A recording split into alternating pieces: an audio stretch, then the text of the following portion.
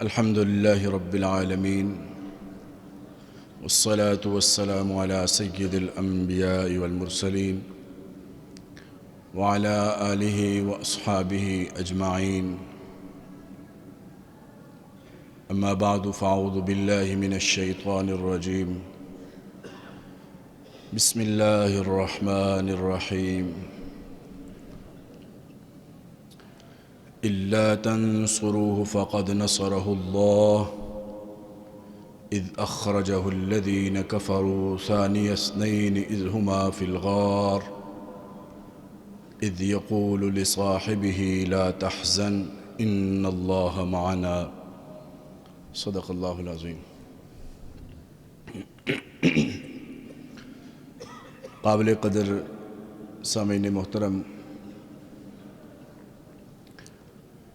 آج کی اس مختصر گفتگو میں ہم امت کی اس عظیم ہستی کا تذکرہ کریں گے جن کے احسانات اس قدر ہیں کہ حضور اقدس صلی اللہ علیہ وسلم نے ان کے بارے میں فرمایا کہ جس کسی کا احسان ہم پر تھا اس کا بدلہ میں نے چکا دیا، مگر ابو بکر کے مجھ پر اتنے احسانات ہیں کہ جن کا بدلہ اللہ پاک ان کو قیامت کے دن عطا کرے.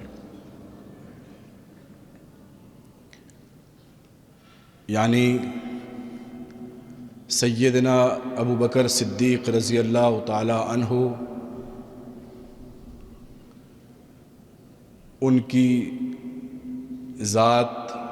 ان کی سیرت، ان کے مناقب اور حضور اقدس صلی اللہ علیہ وسلم کے ساتھ ان کی محبت، آپ کے ساتھ ان کی رفاقت اور آپ صلی اللہ علیہ وسلم کے دنیا سے جانے کے بعد آپ کی صحیح معنوں میں جانشینی، یہ آج کی اس گفتگو کا ہمارا موضوع ہے.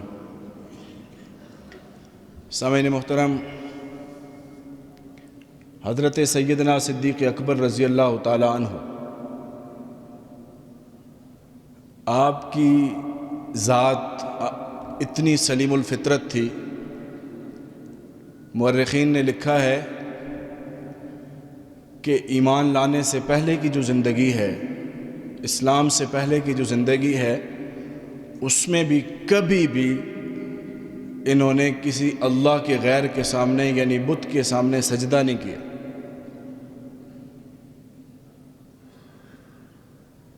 اس کے علاوہ ایک اور بات آپ کی اس زندگی کے اس حصے کے بارے میں مورخین نے یہ لکھی ہے، سیرت نگاروں نے، کہ کبھی بھی انہوں نے شراب نہیں پی. یعنی اسلام نے آ کر جن چیزوں کو حرام قرار دیا، جن چیزوں سے منع فرمایا، ان میں سے یہ دو اہم چیزیں تھیں جن کے بارے میں مورخین نے لکھا ہے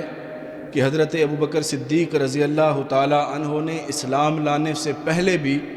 اور اعلان نبوت جو آقا نامدار حضور اکرم صلی اللہ علیہ وسلم نے فرمایا، اس سے پہلے بھی حضرت ابو بکر صدیق رضی اللہ تعالی عنہ ان چیزوں سے دور تھے. کبھی بت کو سجدہ آپ نے نہیں کیا، کبھی شراب آپ نے نہیں پی. آپ قریش مکہ کے اندر آپ کا ایک مرتبہ تھا، ایک مقام تھا، آپ ان کے معززین میں شمار ہوتا تھا. آپ کا بہت سارے اہم معاملات میں وہ حضرت ابو بکر صدیق رضی اللہ تعالیٰ عنہ کے پاس اپنے فیصلے کروانے کے لیے آیا کرتے تھے. اور اس سادگی کی وجہ سے، اس شرافت کی وجہ سے اور اس اعزاز کی وجہ سے، چونکہ آپ کے مزاج کے اندر، آپ کی فطرت کے اندر یہ چیز داخل تھی، اسی وجہ سے جب حضور اکرم صلی اللہ علیہ وسلم نے اعلان نبوت فرمایا تو سب سے پہلے جس نے آ کر آپ کے دعوے کو سننے کے فوراً بعد بغیر کسی دلیل کو مانگے، بغیر کسی معجزے کو مانگے، بغیر کسی شک اور شبے کے صرف دعویٰ سنا اور اس کے فوراً بعد آپ کے دعوے پر لبیک کہا۔ آپ کو یہ اعزاز حاصل ہے کہ اس امت کے جتنے بھی مرد ہیں ان میں سے سب سے پہلے ایمان لانے والی جو ہستی ہیں وہ حضرت ابوبکر صدیق رضی اللہ تعالیٰ عنہ۔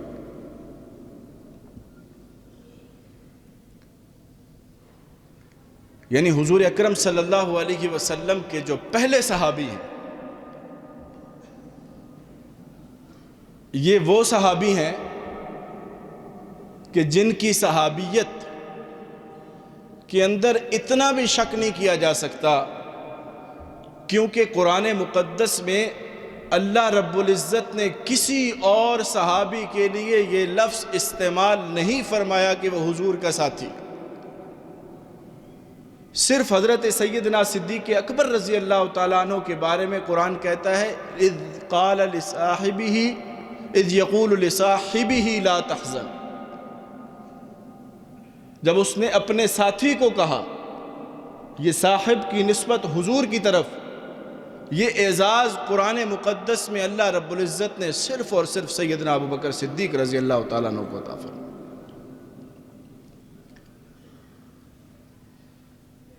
اور حضور اقدس صلی اللہ علیہ وسلم کی زبان مبارک سے جو آپ کے فضائل بیان ہوئے ان کی تو ایک بہت بڑی تعداد ہے، کتب حدیث بھری پڑی ہیں مناقب ابی بکر کے ساتھ رضی اللہ تعالی عنہ۔ آپ جب ایمان لاتے ہیں،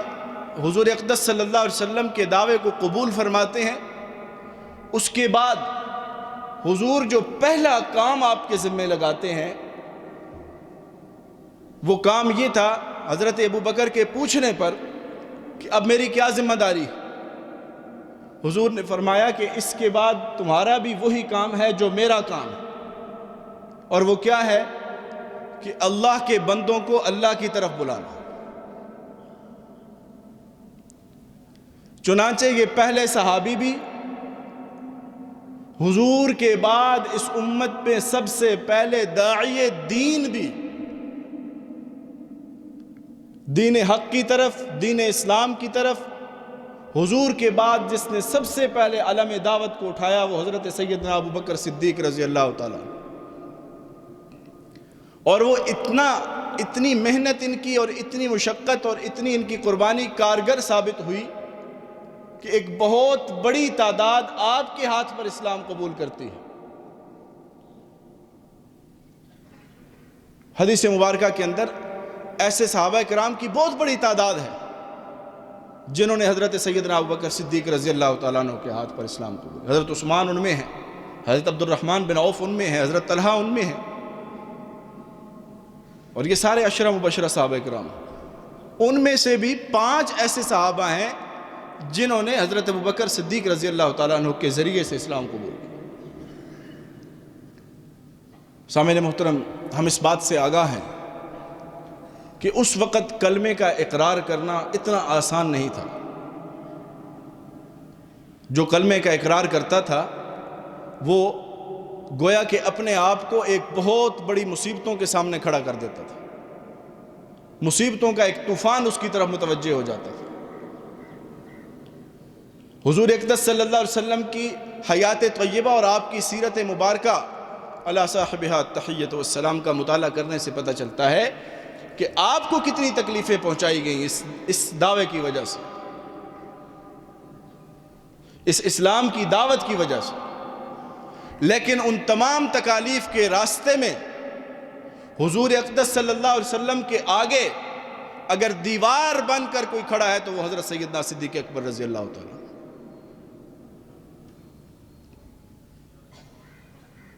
آپ نے ہر موقع کے اوپر آپ کا دفاع کیا ہے، آپ کے آگے کھڑے ہوئے ہیں، سفر میں ہو، حضر میں ہو، جہاد میں ہو، مقام پہ ہو، آپ کی طرف آنے والی ہر تکلیف کو سب سے پہلے حضرت ابوبکر سے گزرنا پڑتا تھا۔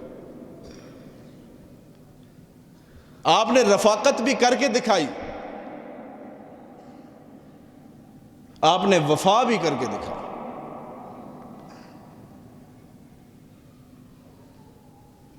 مکہ کے لوگ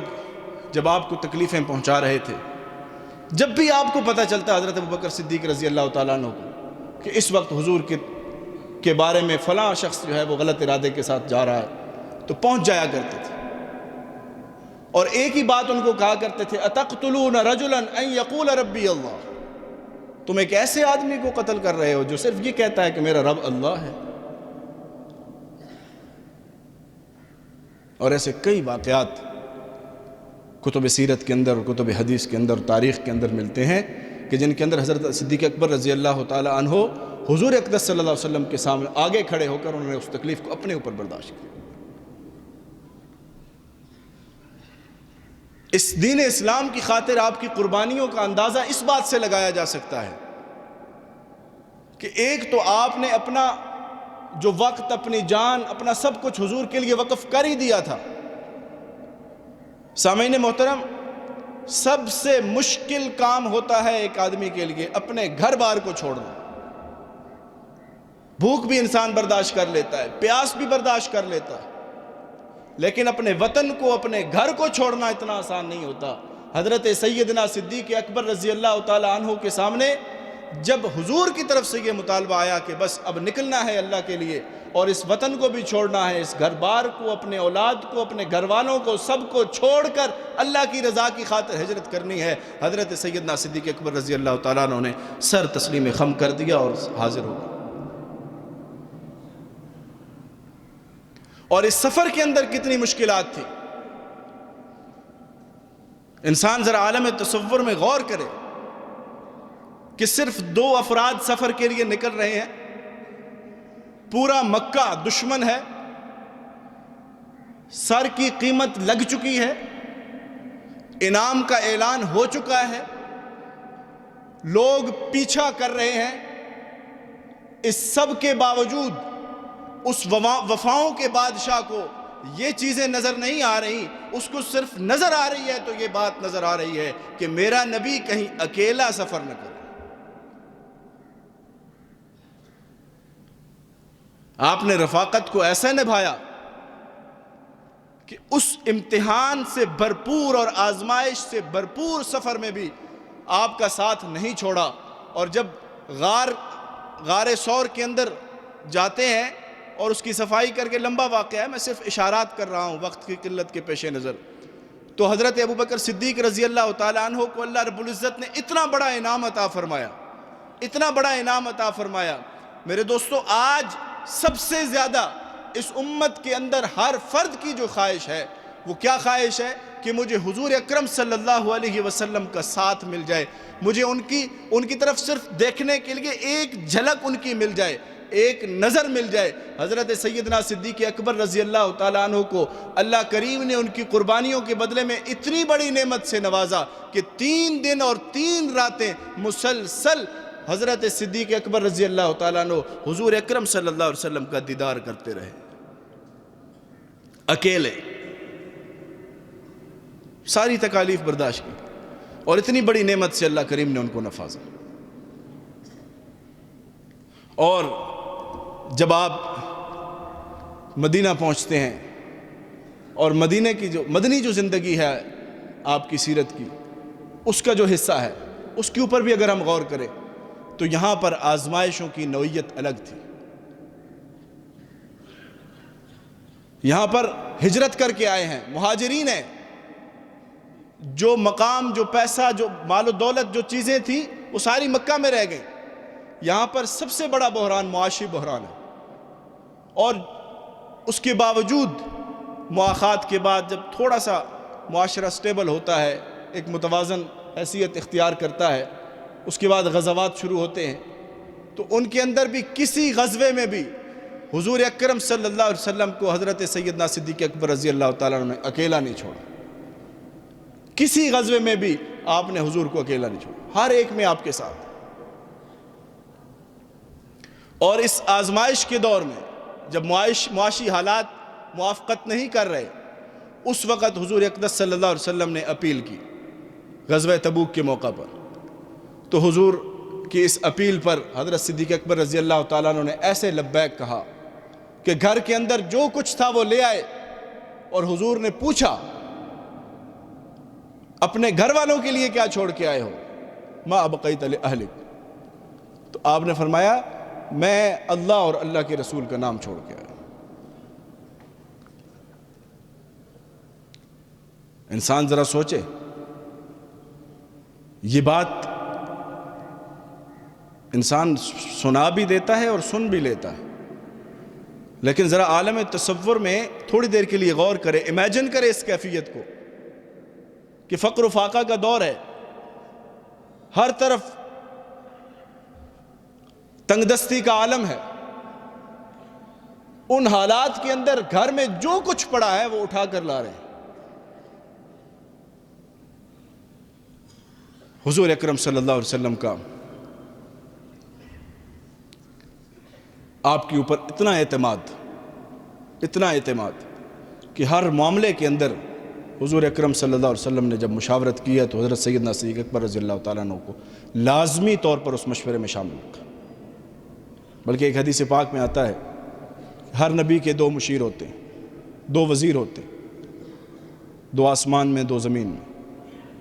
فرماتے حضور اکرم صلی اللہ علیہ وسلم نے فرمایا کہ میرے 2 وزیر آسمان میں جبرائیل اور میکائیل ہیں، زمین پر میرے 2 وزیر ابو بکر و عمر رضی اللہ تعالیٰ عنہ۔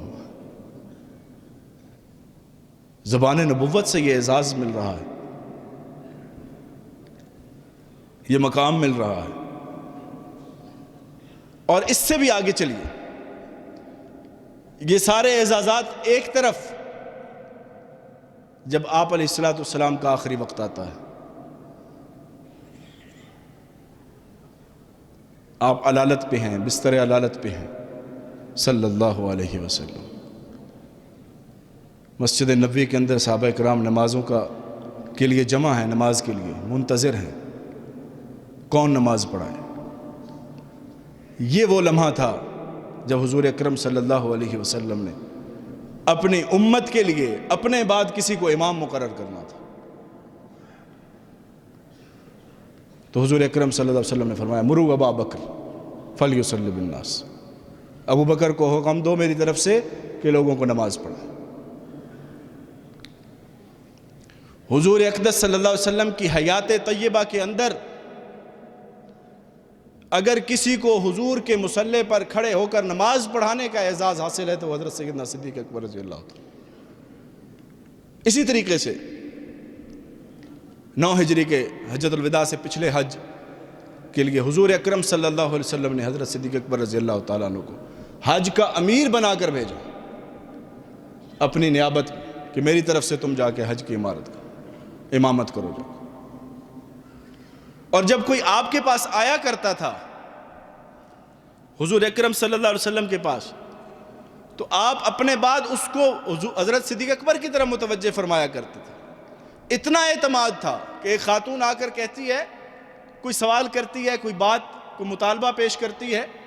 حضور اس کو بعد میں آنے کا فرماتے ہیں،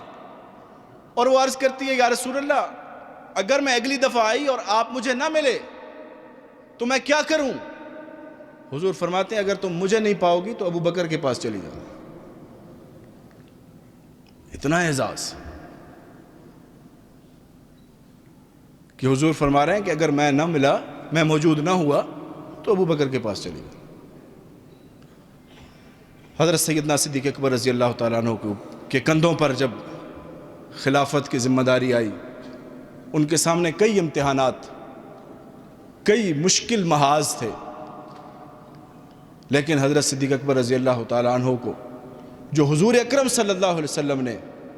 اپنی حیات طیبہ کے اندر مصلی امامت دے دیا تھا، اس کی برکات اس طرح ظاہر ہوئی کہ آپ ہر میدان کے اندر سرخرو ہوئے۔ آپ کے حضور اکرم صلی اللہ علیہ وسلم کے دنیا سے جانے کے بعد سب سے بڑا فتنہ یہ اٹھا کہ لوگوں نے نبوت کے دعویٰ کرنا شروع کر دی اور دین اسلام سے پھرنا شروع کر دیا، کچھ لوگوں نے، کچھ علاقے کے لوگوں نے۔ حضرت صدیق اکبر رضی اللہ تعالیٰ عنہ نے اس محاذ پر بھی مقابلہ کیا اور سرخرو ہوئے۔ آپ علیہ السلام کے آخری وقت میں آپ نے ایک لشکر تیار کیا تھا جس کو بھیجنا تھا، لیکن جب آپ کا انتقال ہوتا ہے تو صحابہ کرام کی رائے یہ آتی ہے کہ اس لشکر کو فی الحال مؤخر کیا جائے، حالات سازگار نہیں ہیں۔ لیکن حضرت صدیق اکبر رضی اللہ تعالیٰ عنہ نے فرمایا کہ جس لشکر کو حضور تیار فرما کے گئے ہیں، کر کے گئے ہیں، میں اس کو نہیں روک سکتا۔ آپ نے اس لشکر کو بھی روانہ فرمایا۔ حضرت عمر فرماتے ہیں کہ جب یہ لشکر لوٹا اور کامیابی کے ساتھ لوٹا، اس دن ہمیں پتہ چلا کہ حضرت ابوبکر کی فراست کیا کام دکھا رہی تھی۔ اسی طریقے سے کچھ علاقے کے لوگوں نے زکوٰۃ دینے سے انکار کر دیا، تو اس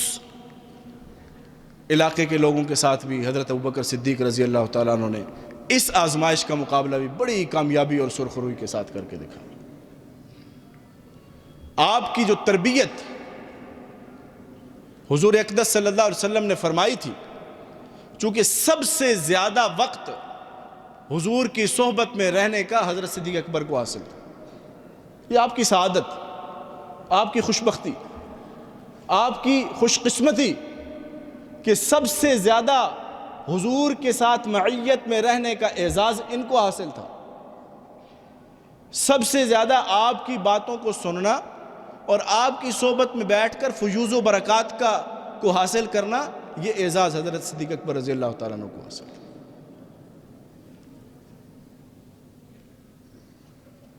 کسی بھی موقع پر آپ حضر میں ہیں، آپ سفر میں ہیں، آپ غزوے میں ہیں، آپ امن کی حالت ہے، کسی بھی دور کے اندر، کسی بھی حالت کے اندر حضرت صدیق اکبر رضی اللہ تعالیٰ عنہ نے حضور کو نہیں چھوڑا۔ حضور کی رفاقت پر حضور کی رفاقت کو کسی چیز پر قربان نہیں کی، ہر حال میں آپ کے پاس رہنے کو ترجیح دی۔ وہ زندگی کے مشکل حالات بھی آئے، جیسے میں پہلے عرض کر چکا ہوں کہ وہ سفر ہجرت کتنا کٹھن تھا، کتنی مشکلات سے بھرپور تھا، کتنی آزمائشوں سے بھرپور تھا، اور کتنے امتحانات نظر آ رہے تھے، کتنی مصیبتیں اور تکالیف سامنے نظر آ رہی تھیں، لیکن حضرت سیدنا صدیق اکبر رضی اللہ تعالیٰ عنہ نے ان سب چیزوں کی پرواہ کیے بغیر حضور کی رفاقت کو ان سب چیزوں پر ترجیح دی۔ آپ علیہ السلام نے ایک موقع پر فرمایا، ابو بکر، اس امت میں سے سب سے پہلے جنت میں جو داخل ہوگا وہ تم ہو۔ یہ فضائل، یہ مناقب، یہ درجے کس وجہ سے ملے؟ ان قربانیوں کی بدولت،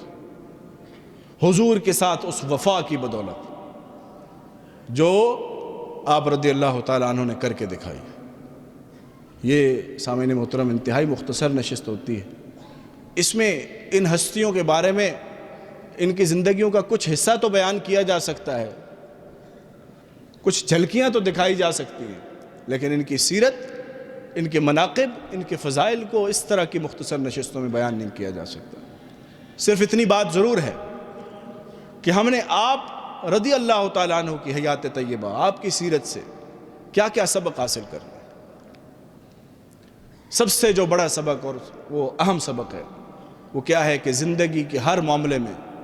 ہر چیز کو قربان کیا جا سکتا ہے، لیکن حضور کے ساتھ وفا اور حضور کے ساتھ تعلق کو کسی چیز پر قربان نہیں کیا جا سکتا۔ اس کے اندر اتنی سچائی ہونی چاہیے، اس تعلق کے اندر حضور اقدس صلی اللہ علیہ وسلم کے ساتھ جو انسان کا تعلق ہے، اس امتی کا جو تعلق ہے، اس میں اس درجے کی سچائی ہونی چاہیے کہ حضور نے خود فرمایا کہ تم میں سے اس وقت تک کوئی کامل نہیں مومن ہو سکتا، مومن اس وقت تک کامل نہیں ہو سکتا جب تک میں اس کو، اس کے گھر بار، اس کے والدین، اس کی اولاد اور ساری انسانیت سے زیادہ محبوب نہ ہو جاؤں، اور اس وقت تک کوئی کامل مومن نہیں ہو سکتا جب تک اس کی خواہشات اس دین کے تابع نہ ہو جائیں جو میں لے کر آیا ہوں۔ حضرت ابوبکر صدیق رضی اللہ تعالیٰ عنہ کی زندگی ساری کی ساری ہمیں صرف یہی بات سمجھا رہی ہے۔ آپ کی زندگی اور آپ کی سیرت سے ہزاروں سبق نکالے جا سکتے ہیں، لیکن اگر ان کو سمرائز کیا جائے اور اس کو خلاصے کے طور پر پیش کیا جائے تو وہ یہ بات نکلتی ہے کہ کسی بھی حالت میں حضور اقدس صلی اللہ علیہ وسلم کے ساتھ جو تعلق ہے، آپ کے ساتھ جو وفا ہے، आपके साथ जो मोहब्बत है, आपकी सुन्नतों और आपके तरीक़ों के ऊपर जो अपनी सारी ख्वाहिशात को कुर्बान करना है, इसके अंदर किसी दर्जे में भी कमी और कोताही और कमज़ोरी नहीं नज़र आनी चाहिए। अल्लाह रब्बुल इज़्ज़त से दुआ है, अल्लाह करीम हमें इन हस्तियों की इत्तिबा करने की तौफ़ीक नसीब फरमाए, इनकी अज़मत हमारे दिलों के अंदर जागुज़ीन फरमाए, हमें इनकी सही मानों में इत्तिबा नसीब फरमाए। क्योंकि कुरान हमें यह कहता है कि अगर ईमान का दावा करते हो तो ऐसा ईमान लेकर आओ जैसे ये सहाबा किराम ईमान लेकर आए हैं। अल्लाह करीम हमें इनकी इत्तिबा की तौफ़ीक नसीब फरमाए। हुज़ूर अक़दस सल्लल्लाहु अलैहि वसल्लम के साथ हमें सच्ची मोहब्बत, इताअत और वफ़ा करने की तौफ़ीक नसीब फरमाए। अक़ूलु क़ौली हाज़ा अस्तग़फ़िरुल्लाह ली व लकुम व लिसाइरिल मुस्लिमीन वस्तग़फ़िरूहु इन्नहु हुवल गफ़ूरुर रहीम।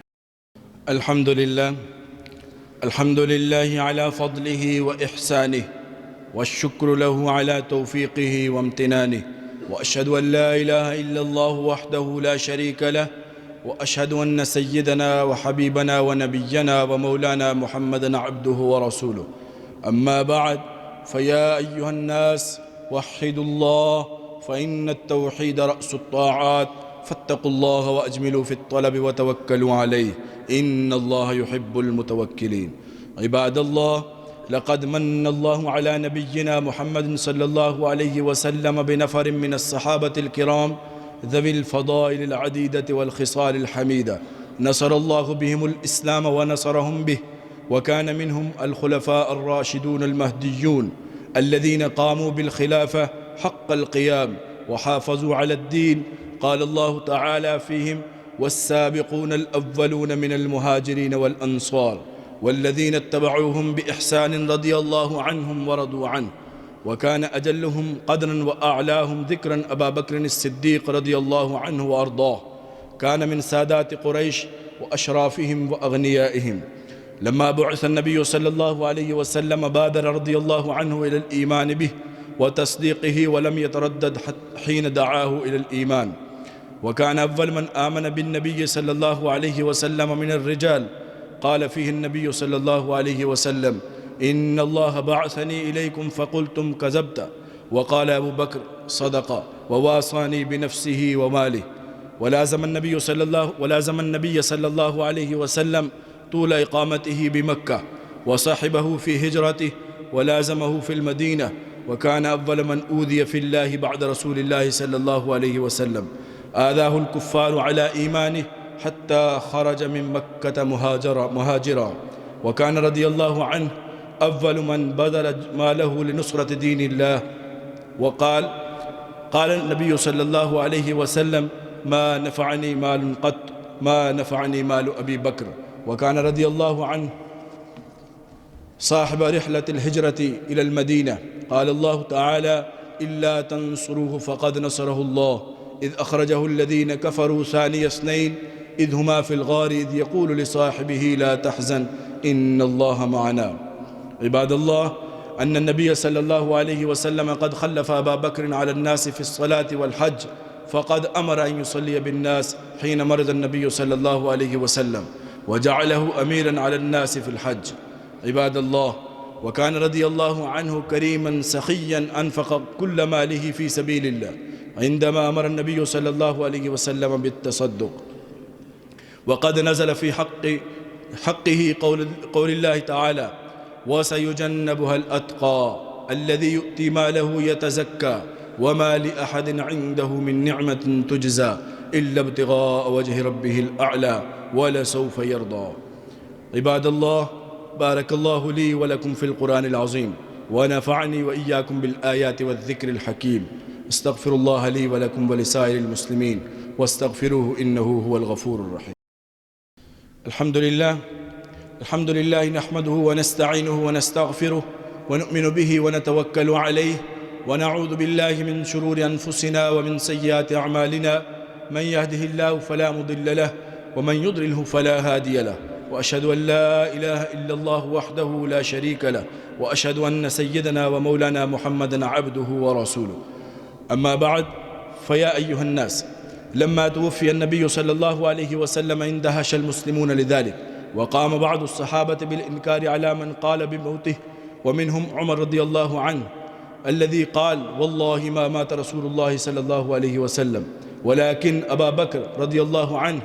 وقف موقفا عظيما ومنع الله به شرا كبيرا، فجاء وكشف عن وجه رسول الله صلى الله عليه وسلم فقبله وقال: بأبي أنت وأمي طبت حيا وميتا. ثم خرج إلى الناس فصعد المنبر فخطبهم بقلب ثابت وقال: ألا من كان يعبد محمدا فإن محمدا قد مات، ومن كان يعبد الله فإن الله حي لا يموت. وتلا قوله تعالى: وما محمد إلا رسول قد خلت من قبله الرسل أفإن مات أو قتل انقلبتم على أعقابكم ومن ينقلب على عقبيه فلن يضر الله شيئا وسيجزي الله الشاكرين. عباد الله، لما مات رسول الله صلى الله عليه وسلم وارتد من ارتد من العرب ومنعوا الزكاة عزم على قتالهم، فراجعه من راجعه في ذلك فصمم على قتالهم. قال عمر: فعرفت أن ذلك هو الحق. كان أزهد الصحابة وكان أشجع الناس بعد رسول الله صلى الله عليه وسلم، وكان أحب الخلق إلى رسول الله صلى الله عليه وسلم، وكان من أفصح الناس وأخطبهم. مدحه الله تعالى: والذي جاء بالصدق وصدق به أولئك هم المتقون. بشره النبي صلى الله عليه وسلم بأنه أفضل من يدخل الجنة من أمته بقوله: أما إنك يا أبا بكر أفضل من يدخل الجنة من أمتي. رضي الله عن أبي بكر وجميع الصحابة والتابعين ومن تبعهم بإحسان إلى يوم الدين، وعنا معهم بكرمه وجوده إنه أكرم الأكرمين. هذا، وصلوا وسلموا على النبي الأمين والرؤوف الرحيم، كما أمر الله سبحانه وتعالى: إن الله وملائكته يصلون على النبي يا أيها الذين آمنوا صلوا عليه وسلموا تسليما. اللهم صل على سيدنا ومولانا محمد وعلى آل سيدنا ومولانا محمد وبارك وسلم وصل عليه. اللهم صل على سيدنا ومولانا محمد بعدد من صلى وصام وبعدد من قعد وقام، وصل كذلك على جميع الأنبياء والمرسلين وعلى الملائكة المقربين وعلى الصحابة رضوان الله تعالى عليهم أجمعين، خصوصا على خلفاء الراشدين المهديين أبي بكر وعمر وعثمان وعلي رضي الله عنهم أجمعين. اللهم انصر الإسلام والمسلمين، اللهم انصر من نصر دين محمد صلى الله عليه وسلم واجعلنا منهم، واخذل من خزل دين محمد صلى الله عليه وسلم ولا تجعلنا معهم. اللهم طهر قلوبنا من النفاق، وأعمالنا من الرياء، وألسنتنا من الكذب، وأعيننا من الخيانة، إنك تعلم خائنة الأعين وما تخفي الصدور. عباد الله رحمكم الله، إن الله يأمر بالعدل والإحسان وإيتاء ذي القربى وينهى عن الفحشاء والمنكر، ولذكر الله أكبر، والله يعلم ما تصنعون.